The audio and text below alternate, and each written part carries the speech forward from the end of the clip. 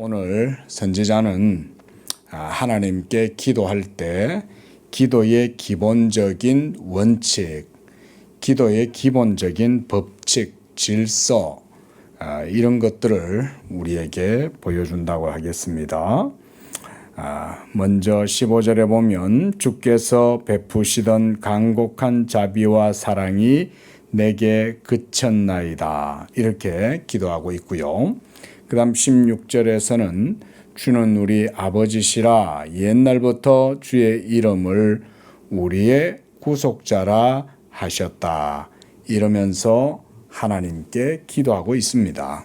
그래서 15절에 보면 하늘에서 굽어 살피시고 주의 거룩하고 영화로운 처소에서 보옵소서 이러면서 하나님의 하나님 되심을 먼저 분명하게 세우고 그 가운데 하나님께 기도하고 있다는 것입니다. 자, 우리가 기본적으로 하나님께 기도한다라고 할 때는 내가 기도하는 것도 중요하겠지만 내가 기도할 때 그 기도를 들으시는 우리가 기도하는 그 대상이 어떤 분인가 라는 것을 아는 게 더 중요하겠죠. 쉽게 말하면 이런 거예요. 우리가 떡 줄 사람 생각 않는데 김치국물 마신다. 우리말에도 이런 말이 있죠. 그러니까 어떻게 보면 주객이 전도되는 이런 상황들이 있을 수 있다는 거죠.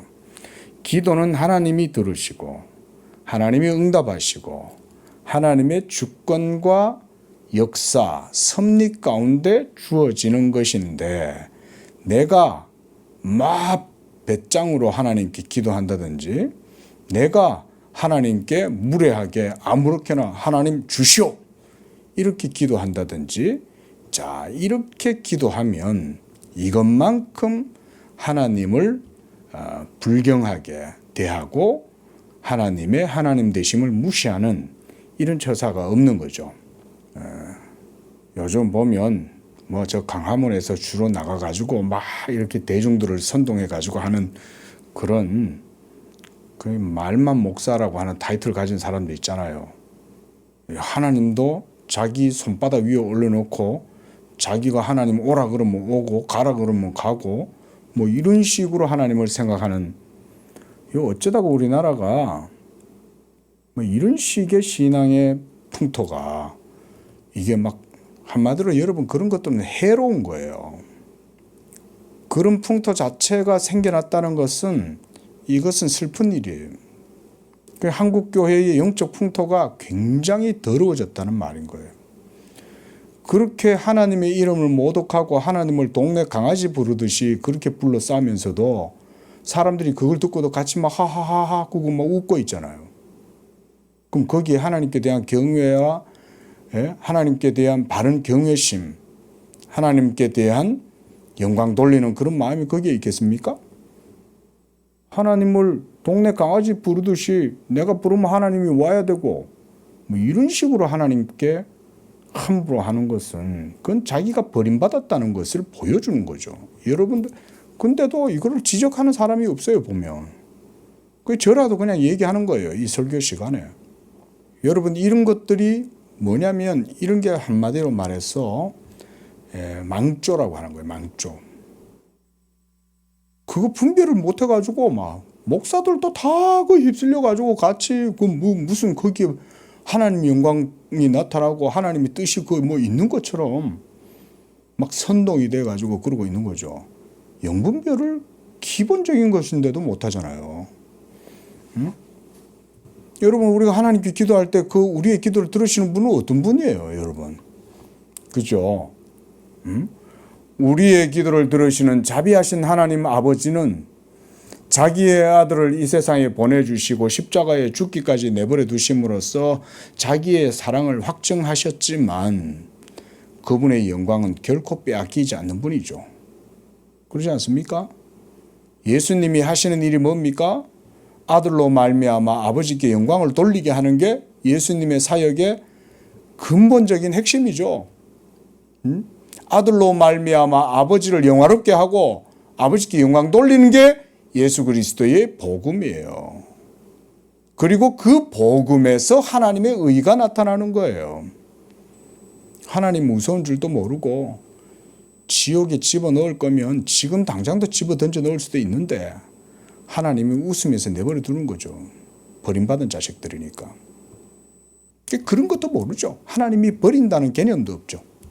하나님이 지옥의 뚜껑을 열고는 금방 집어넣을 수 있다고 그렇게 생각을 못하죠. 요즘 21세기가 너무 휘황찬란하니까 기독교의 신도 무슨 유리 상자 속에 유리 케이스 속에 그냥 이렇게 박제해 놓은 듯한 그런 무슨 존재처럼 그런 식으로 여기는 그런 풍조가 은근히 이게 복음주의권 안에 찾아 들어온 거예요. 복음주의권 안에. 여러분 하나님한테는 좋은 게 다 좋다 이렇게 들어가면 안 됩니다. 여러분. 하나님은 좋은 게 아니에요. 하나님이 그렇게 만홀히 여기시는 분이 아니죠. 제가 단적으로 여러분들한테 자 누군가가 와서 여러분의 집에 함부로 들어온다든지 여러분들한테 대할 때 여러분들을 함부로 막 대한다고 생각해봐요. 그럼 여러분들은 좋은 게 좋다고 허허허 그래요 이러면서 여러분들 그 사람 계속 용납할 거예요? 하나님을 그렇게 대하면 안 된다 이 말인 거죠. 여러분도 자존심 상하고 기분 나쁠 거 아니에요. 왜 이렇게 나한테 무례하게 하세요? 당장 이럴 거 아니에요? 당장 이런 식으로 행동하는 거 그만하세요. 사과하세요. 이렇게 할 거 아니에요? 하나님은 어떻게 했어요? 기도도 마찬가지입니다.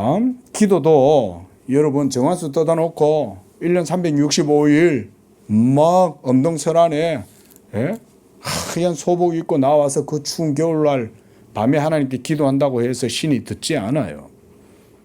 하나님은 하나님 되심을 먼저 고백하고 그래서 그분의 언약의 말씀을 붙들고 하나님께 기도해야 그 기도가 하나님께서 들으시는 기도가 되는 거예요. 언약을 붙들고 기도한다는 말이 구약적인 표현이지만은 이것을 신약적인 표현으로 하자면 다른 바 아닙니다. 예수의 이름으로 기도한다 이거예요. 언약을 붙들고 기도한다는 구약적인 표현은 예수의 이름을 의지하여 기도한다 라는 말과 같은 거예요. 여러분들이 그렇게 이해를 하시면 되겠어요. 그래서 오늘 15절에서 19절까지 선지자도 이스라엘이 황폐하게 되고 하나님의 진노를 당하고 버림을 당하게 되었을 때에 하나님의 언약을 붙들고 기도하고 있는 거예요. 그래서 주의 열성과 주의 능하신 행동이 어디 있나이까? 주는 우리의 아버지가 아니십니까? 주는 우리의 구속자가 아니십니까? 이렇게 하나님이 어떤 분이라는 것을 알고 그 대상을 향하여 합당하게 기도하는 거예요. 합당하게 기도하는 게 그래서 중요한 겁니다. 이방인들의 기도는 이런 기도가 아니죠.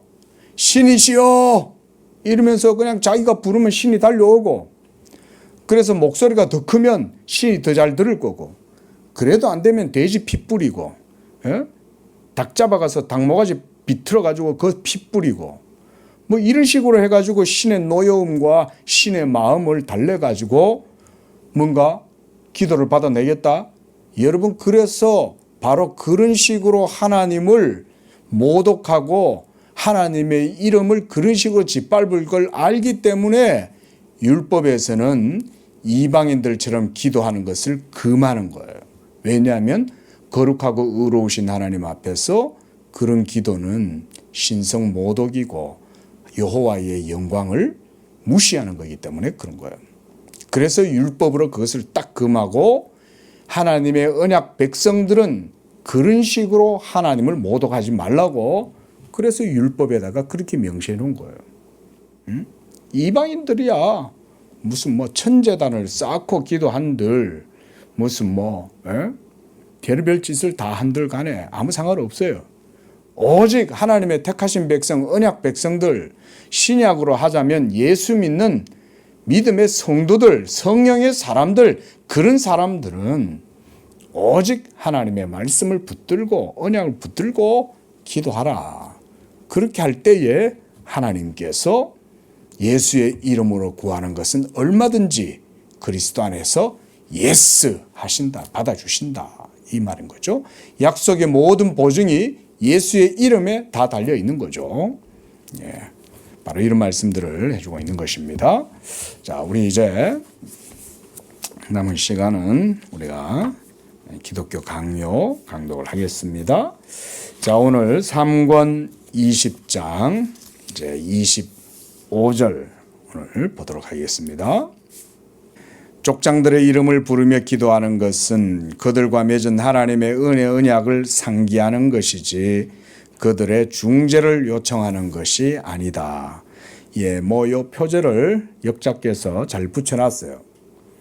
자, 족장들의 이름을 부르고 기도하는 것은 그들과 맺은 하나님의 은혜 언약을 상기하는 것이지 족장들 성인들의 중재를 요청하는 것이 아니다 이거죠. 그러니까 여기서 은혜 언약을 상기한다는 말은 언약 안에서 언약을 붙들고 기도한다 이런 말로 우리가 이해를 할 수가 있습니다. 자, 그래서 그들은 자기들의 오류를 변호하기 위해 가장 사악하고 다른 성경 구절들을 채택한다. 야곱이 그의 이름과 그의 조상들인 아브라함과 이삭의 이름으로 칭하게 해달라고 요청하고 있음을 그들은 거론한다. 먼저 우리는 이러한 부름의 양식이 이스라엘 사람들 가운데 무엇을 의미하는지 보도록 하자. 왜냐하면 그들은 자기 조상들을 불러 그 조상들이 자기들을 도와줄 것을 바란 것이 아니라 하나님께 간청하여 그가 자기 종들인 아브라함과 이삭과 야곱을 기억해 주실 것을 바란 것이기 때문이다. 자, 아브라함과 이삭과 야곱의 하나님이여 라고 이렇게 기도하면 그때 아브라함과 이삭과 야곱에게 그 중재의 효력이 있기 때문에 하나님이 그들의 기도를 들으시냐? 그건 아니죠. 그렇죠?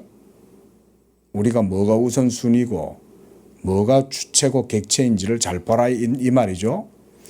아브라함의 하나님이시여 내 조상 야곱의 하나님이시여 이러면서 기도하는 건 아브라함과 이삭과 야곱이 성인들이고 그래서 그들의 어떤 자질이나 공로나 이런 것을 의지해서 하나님께 기도하는 게 아니죠.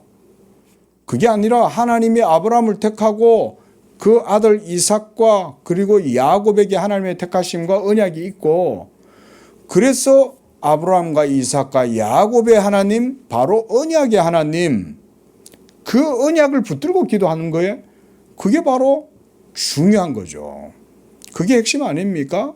근데 아브라함의 이름으로 하나님께 기도하면 되냐 이 말인 거죠. 지금 칼빈이 그걸 지금 지적을 해주고 있는 거죠. 자, 그래서 615쪽 두 번째 줄 봅시다. 야곱이 이렇게 하는 것은 그가 자기 이름의 명성을 널리 알리는 데 관심을 갖고 있기 때문이 아니라 자기 후손에 대한 완전한 축복이 하나님이 아브라함과 맺은 언약의 기업에 있다는 것을 알고 있기 때문에 내 조부 아브라함의 하나님이여 이렇게 야곱도 기도했다는 거예요. 응? 아브라함의 이름으로 하나님께 기도하면 하나님이 아브라함의 이름을 듣고 응답해 주시는 게 아니라는 거죠. 그게 아니라 아브라함에게 하나님이 뭘 하셨어요? 언약의 말씀을 주셨잖아요. 그 언약의 말씀을 붙들고 믿음으로 기도한다 이 말인 거예요. 자, 제가 서론에서도 말씀드렸다시피 언약을 붙들고 기도한다는 말은 신약의 의미로 보면 예수 이름으로 기도한다는 것과 같은 거예요. 왜냐하면 예수님은 우리가 좀 신학적으로 교리적으로 말해보면 예수 그리스도는 바로 언약의 뭐가 되셔요? 실체가 되시잖아요. 그렇죠? 예수님이 언약의 본질인 거예요. 하나님도 예수의 이름이 아니면 안 들으시는 거예요. 구약의 아브라함과 이삭과 야곱에게 언약하심도 예수의 언약이 그 가운데 있는 거예요. 그러니까 아브라함도 언약으로 하나님을 만날 때 거기에는 벌써 예수의 영이 역사하고 있는 거죠. 자, 그는 자기 후손이 모든 선한 것 중에 최고의 것을 누리게 될 것. 이게 바로 언약이죠. 최고의 것. 이게 바로 언약이죠. 이게 바로 예수 그리스도 아니에요? 오늘날도 마찬가지고. 그들이 자기 핏줄로 여겨지도록 기도하는 것이다. 왜냐하면 그것이 언약의 기업을 그들에게 옮기는 유일한 길이기 때문이다. 그리고 참고적으로요. 제가 이제 저번에도 한번 그런 말씀 드렸지만, 우리 종교개혁자들, 리포머들, 그러니까 16세기, 17세기 때, 특히 16세기, 그러니까 종교개혁 초기, 그러니까 찌빙글리, 루터, 또 이렇게 칼빈, 낙스 이런 분들, 특히 칼빈의 기독교 강요나 주석이라든가 여러 서간들이나 이런 것들을 보면 언약이라고 하는 것을 신학이라고 명시적으로 표시할 만한 게 그렇게 쉽게 잘 보이지가 않아요. 칼빈한테 언약 신학이 있겠냐? 이렇게 질문을 던지면 그 답하는 게 어떤 사람들은 칼빈이 뭐 언약 신학을 구체적으로 얘기한 게 있냐? 코케이우스나 무슨 헤르만 위시우스나 뭐 이런 사람들처럼 아예 언약에 대한 담론을 구체적으로 명시하고 있지 않잖냐 이렇게 생각하겠지만 여러분 그것은 칼빈 신학을 바르게 이해한 게 아닙니다. 칼빈의 글들을 읽는 게 지금 방금 이런 거 보세요. 방금 우리가 읽었던 이 문단에도 보면 칼빈의 논조는 그거잖아요. 우리가 기도할지라도 성인의 이름과 그들의 어떤 자질 공로 때문에 우리가 기도의 응답을 받는 게 아니라 하나님이 그들에게 언약하셨기 때문에 그 언약 때문에 하나님이 우리의 기도를 들으시고 성인들의 기도를 들어주셨다. 이런 얘기인 거잖아요. 그럼 그 속에 벌써 언약 신학이 있죠. 칼빈의 신학은 이런 식으로 한꺼풀 벗기고 들어가 봐야 돼요. 그냥 쭉 명시적으로 언약이란 이런 것이다. 이렇게 안 해놔요. 칼빈은. 기본적으로 언약이 칼빈의 전체 신학의 모든 궤를 형성하고 있는 거예요. 그리고 모든 해석학적인 기준도 모두 이 언약적 틀에서 이루어져요.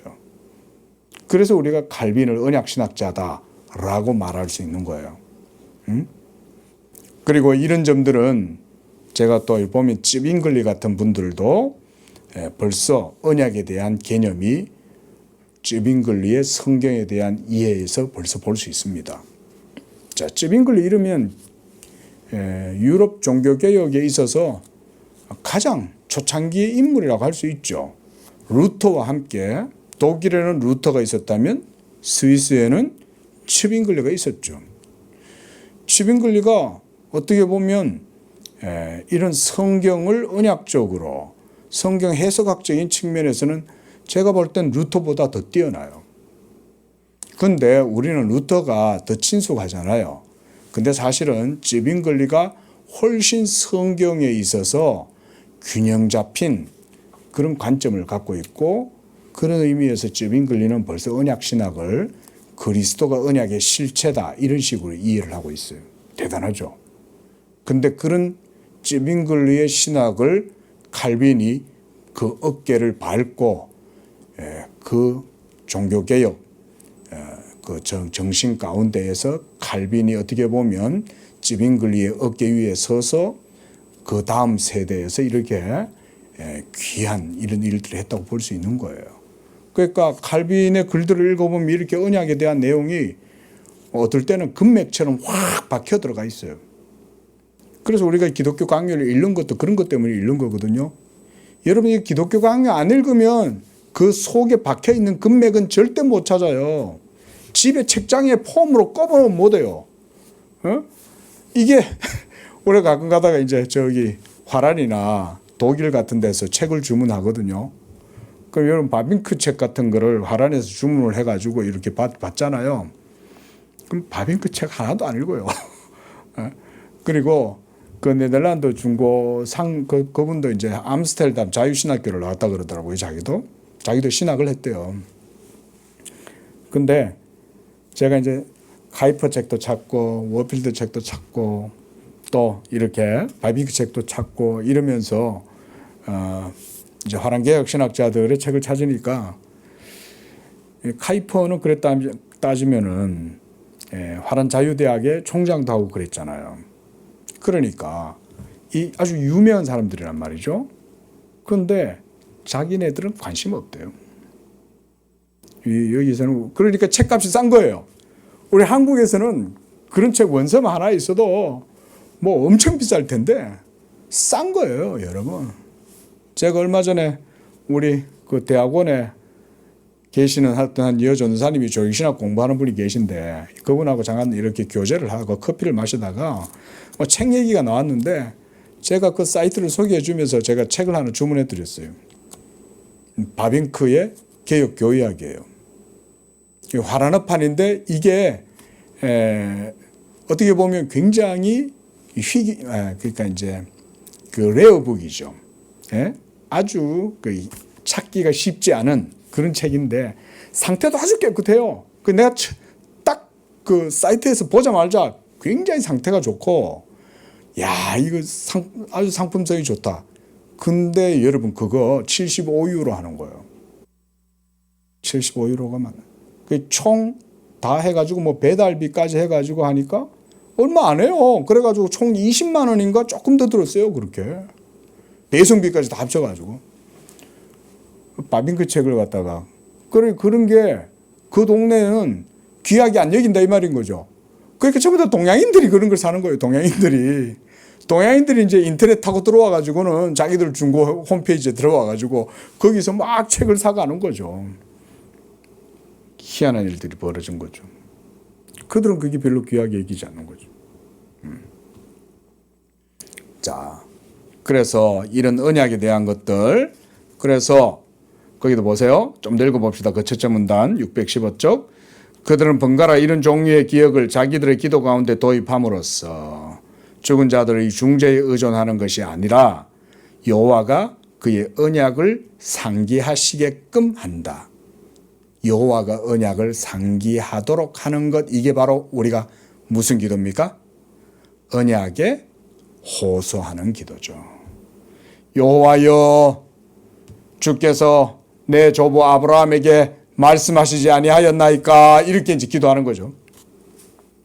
자, 그 언약의 실체가 바로 뭐라고요? 언약의 실체가 바로 뭐라고요? 예수 그리스도죠.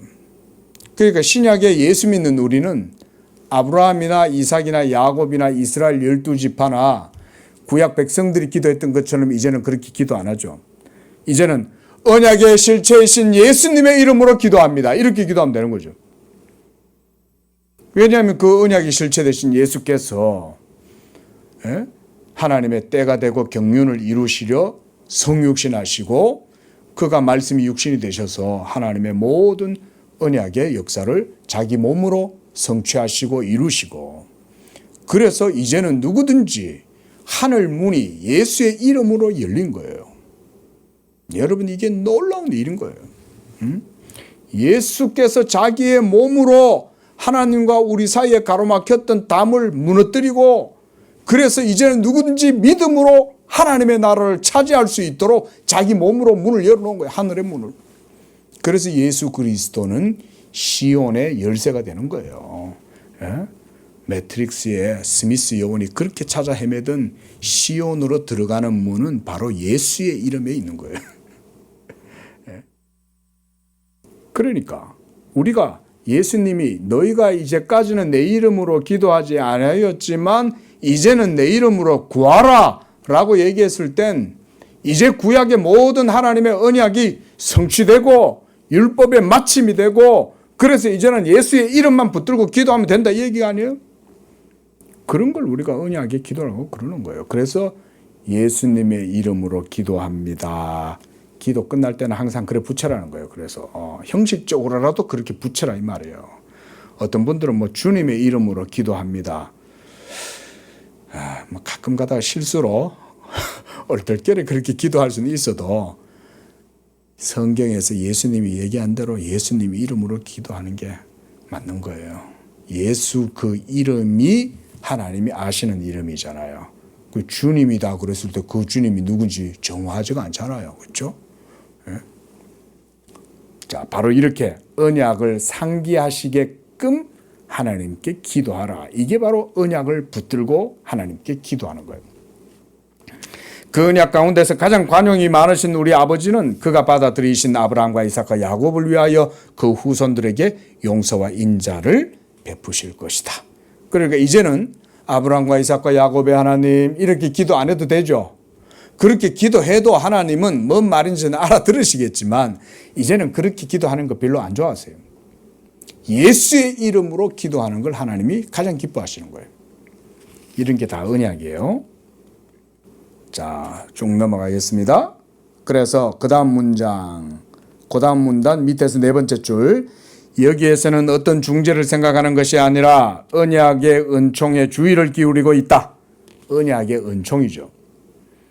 그러나 지금 우리에게 주 예수가 계시니 그의 손으로 영원한 은혜 언약이 체결되었을 뿐만 아니라 우리에게 확정되었으므로 우리의 기도 중에 그의 이름을 앞세워야 하지 않겠는가? 말씀드렸잖아요. 언약에 호소하는 기도는 신약에서는 이제 예수 이름으로 기도하는 것이다. 왜 예수 이름으로 기도하는 게 언약에 호소하는 기도가 되는 거예요?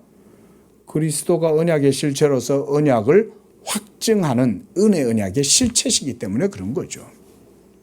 얼마나 감사합니까, 여러분? 이러니 우리가 언약을 얘기 안 할 수가 없는 거예요. 하나님과 우리 사이에 있는 이 언약, 이 부여하고 복되고 탁월한 하나님의 언약, 이거를 그래서 우리는 말하지 않을 수 없어요. 그거 얘기 안 하는 어떻게 예수 얘기해요? 예수님 얘기하는데, 믿음 얘기하는데 언약을 얘기 안 한다? 그러면 기독교가 제대로 세워질 수 없어요. 단언컨대. 예수 믿음이 곧 언약 신앙이에요. 그래서 예수 믿음이 곧 언약 신앙. 자, 넘어가겠습니다. 자, 쭉 넘어가서 그 다음 페이지로 가보겠습니다. 자, 616쪽 두 번째 문단 밑에서 다섯 번째 줄 보세요. 그는 자기 손을 통하여 하나님에 의해서 체결된 언약을 확립하기 위하여, 다윗입니다, 성도들의 전체 모임으로부터 자기를 분리시켰다는 점이 주목된다. 이렇듯이 사람이 아니라 오히려 언약이 그 이치로서 고려되고 있으며, 칼빈이 지금 여기서 언약이 그 이치로 고려되고 있다는 말은 다윗이 하나님께 기도할 때 언약 붙들고 기도했다 이 말인 거예요. 다른 거 붙들고 기도 안 했다는 거예요. 또한 그리스도의 유일한 중재가 예시 아래에 선포된다. 그러니까 그리스도가 언약의 실체니까 언약을 붙들고 기도한다면 반드시 그 속에는 누가 있겠어요? 예수가 있는 거죠. 구약시대 때도. 예수님은 다윗의 주님이시죠. 우리가 지난주 설교에서 봤죠. 주께서 내 주에게 말씀하여 이르시되. 예수님은 다윗의 주님인 거예요. 다윗이 예수님을 주라고 인식할 때 벌써 그 예수를 통해서 언약을 인지하는 거예요. 담지하는 거예요. 벌써. 이런 게 언약 신학이에요. 그래서 또한 다윗이 그리스도의 형상인 한에서 다윗에게 고유한 것은 다른 사람에게 적용되지 않음이 분명하다. 맞죠? 다윗은 그리스도의 예표죠. 모형이죠. 하나님이 이 다윗에게 언약을 했지 누가 뭐 사울에게 언약을 하신 건 아니잖아요. 하나님이. 내가 다윗의 왕위와 다윗의 이름과 다윗의 집을 영원토록 내 앞에서 무너지지 않도록 할 것이다. 그랬을 때 그것은 바로 다윗에게 주신 그 언약이 그리스도의 언약이기 때문에 그런 거죠. 그리고 이건 성취됐죠. 그리고 지금 다윗의 나라가 무궁하죠. 예수 그리스도로 말미암아. 그게 언약이죠. 자, 저는 이런 얘기하면 더 감사한 건 뭐냐면 바로 예수 믿는 우리들에게도 다윗과 같은 은혜 언약이 주어져 있다. 이걸 생각하면 이제는 하나님의 나라에 그 백성들의 어떤 권리라든가 언약의 권세라든가 이런 것들이 다윗 같은 한 사람 특정인에게만 주어져 있는 게 아니라 예수 믿음을 통하여 이제는 누구든지 천국에 침노한다. 믿음으로 그 땅을 차지한다. 이런 게 하나님 나라가 그리스도께서 이렇게 하나님 나라의 문을 열어놓으신 거예요. 예, 미국이 이제 초기에 신대륙을 발견하고 영국 사람들이 미국으로 다 신대륙을 건너가 가지고는 그 땅에 이제 경계를 정해야 되잖아요. 그죠? 그때 초기에 거기에 건너갔던 사람들이 딱 주변에 이제 군인들이 총을 들고 서 가지고 있어요. 그러면 자, 전부 다 깃대를 하나씩 주는 거예요. 그래 가지고 가장 빨리 가 가지고 그 깃대를 꼽는 사람이 그 땅이 이제 자기 땅이 되는 거예요. 초기에는 그런 식으로 그 땅을 차지한 거예요. 그래 가지고 총을 딱 붙들고 옆에서 군인들이 서 가지고 있는 거예요. 근데 누가 반칙하면 그 자리에서 이제 사살하는 거예요. 군인들이. 즉결 처분이야. 이건 재산권이 다 달린 문제 아닙니까? 그러니까 사람들이 총을 탁 쏘면 막 달려가는 거예요. 달려가 가지고는 거기에다 깃대를 딱 꽂으면 이제 그게 자기 땅이 되는 거예요. 제가 이제 믿음으로 침노한다 그 말씀만 들으면 제가 자꾸 그게 연상이 돼요. 제가 예전에 그 미국 초기 영화를 봤거든요. 그런 식으로 해서 미국 초기에 사람들이 그렇게 땅을 나누어서 차지하고 갔더라고요. 그게 굉장히 인상적이잖아요. 자, 우리가 하나님 나라, 보이지 아니하는 하늘 기업, 천국의 나라를 소유할 때 그 땅은 믿음으로 차지하는 거예요. 그래서 믿음이 있는 자는 더 차지할 것이요, 없는 자는 그 있는 것도 빼앗기는 게 하나님 나라의 영적인 원리. 이런 게 전부 다 하나님 나라와 언약의 관계 속에서 우리가 이렇게 영적으로 이해를 하면 되는 거죠. 오늘날도 마찬가지입니다.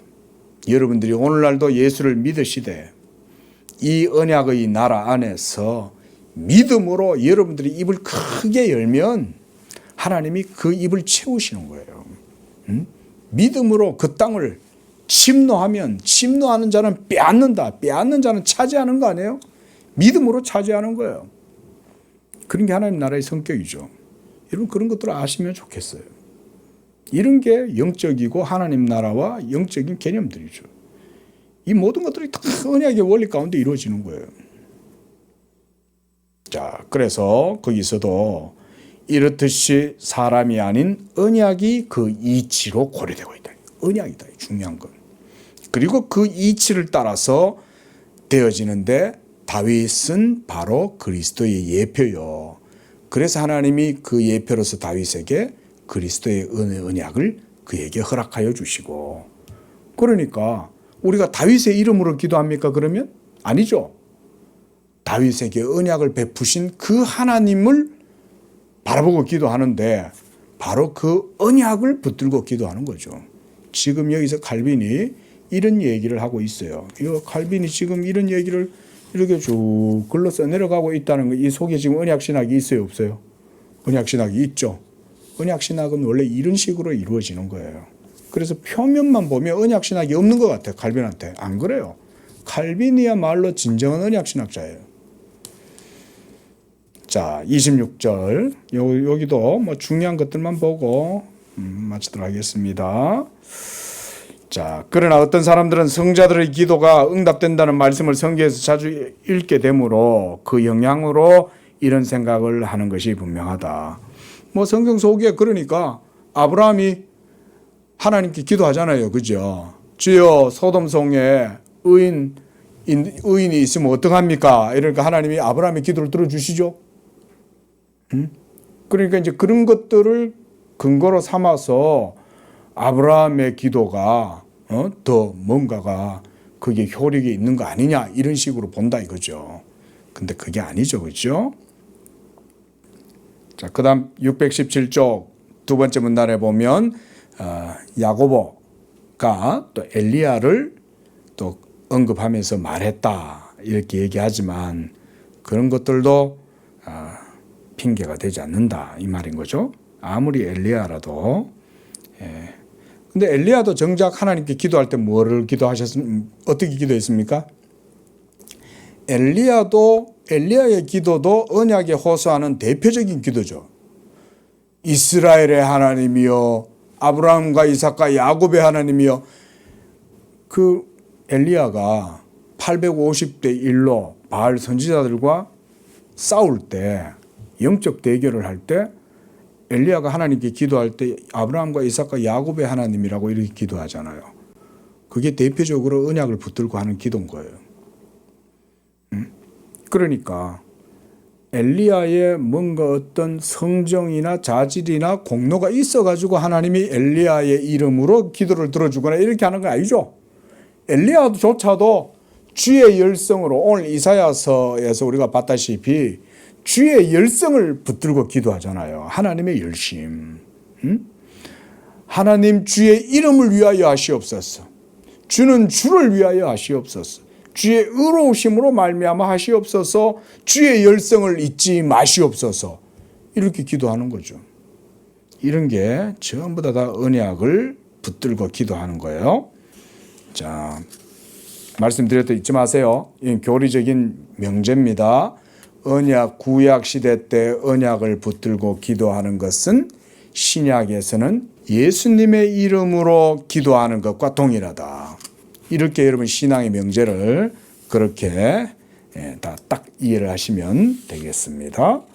자, 그래서 그 부분 더 그냥 넘어가고요. 자, 618쪽입니다.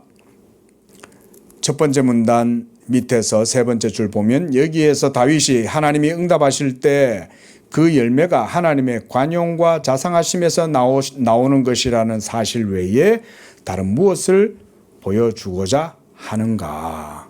그렇죠? 결국은 하나님이 언약을 붙들고 기도할 때는 거기엔 하나님의 자비하심과 하나님의 선하심과 관용이 있는 거죠. 그래서 우리가 언약을 붙들고 기도할 때 주는 주의 이름을 위하여 하옵소서. 주는 주의 영광을 위하여 하시옵소서. 주는 주의 의로우심을 인하여 하시옵소서. 이렇게 기도하는 게 언약에 호소하는 기도예요. 그래서 우리가 시편 23편에도 여호와는 나의 목자시니 이렇게 하면서도 뭐라 그래요? 저는 자기 이름을 위하여 의의 길로 인도하신다 그러잖아요. 하나님은 모든 행하는 일들마다 자기 이름을 위하여 하시는 거예요. 예수 그리스도의 복음조차도 하나님의 자기 이름과 영광을 위하여 하시는 거예요. 그래서 사도 바울은 로마서 3장 같은 곳, 4장, 3장 같은 곳에서도 말하기를 이 복음을 통해서 하나님이 자기도 의로우시고 예수 믿는 자도 의롭게 하신다. 이런 것들이 모두가 다 하나님의 언약의 방식이죠. 그래서 이제 618쪽 두 번째 문단 위에서부터 한 다섯째 줄 내려오시면 자, 시편의 독자들은 이러한 은총들을 저절로 누리게 될 것이다. 앞에서 야곱은 자기의 예를 통하여 동일한 것을 우리에게 가르쳤다 그랬습니다. 그리고 두 번째 줄 내려옵니다. 실로 야곱은 여기서 하나님의 약속이 무엇인지 제시하고 있다. 쭉 내려왔어요. 자, 밑에서 세 번째 줄. 만약 그가 영구히 그 자신과 동일하신 분이 아니시라면 그의 은총이 있다고 해서 그에 대한 우리의 확신이 확고할 수도 없고 그에게 드리는 기도의 명분이 충분할 수도 없을 것이다. 이렇게 말합니다. 결국은 주객이 정화하게 선다 이 말인 거예요. 저는 이걸 그렇게 그냥 표현하고 싶어요. 기도를 들으시는 분이 응답하시는 분인데 내 기도의 열정과 그런 것이 하나님을 흔들어 깨울 수 있냐 이거죠. 그게 아니죠. 그래서 중언부언하지 말라는 말은 하나님한테 들으실 수 있도록 믿음으로 바르게 딱 기도해라 이 말인 거예요. 예수 이름으로.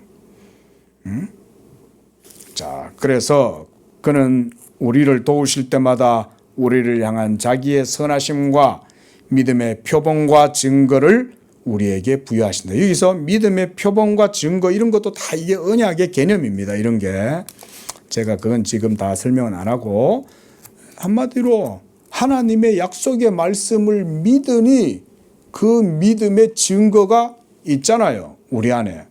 그 말은 먼저 내가 믿어서 생긴 겁니까? 하나님이 약속하셔서 생긴 겁니까? 뭐가 먼저예요? 논리적으로. 하나님이 약속하셨으니 내가 믿은 거지. 내가 믿어가지고 하나님이 약속하신 건 아니잖아요. 이런 게 기본적인 내용이잖아요. 기본적인 거. 그래 떡 줄 사람 생각도 안 나는데 김치국물 마시면 되냐 이 말인 거지. 하나님의 약속도 없는데 내가 믿었다고 해서 거기에 무슨 효력이 나겠어요? 지금 칼빈이 하는 얘기가 그건 거예요. 예?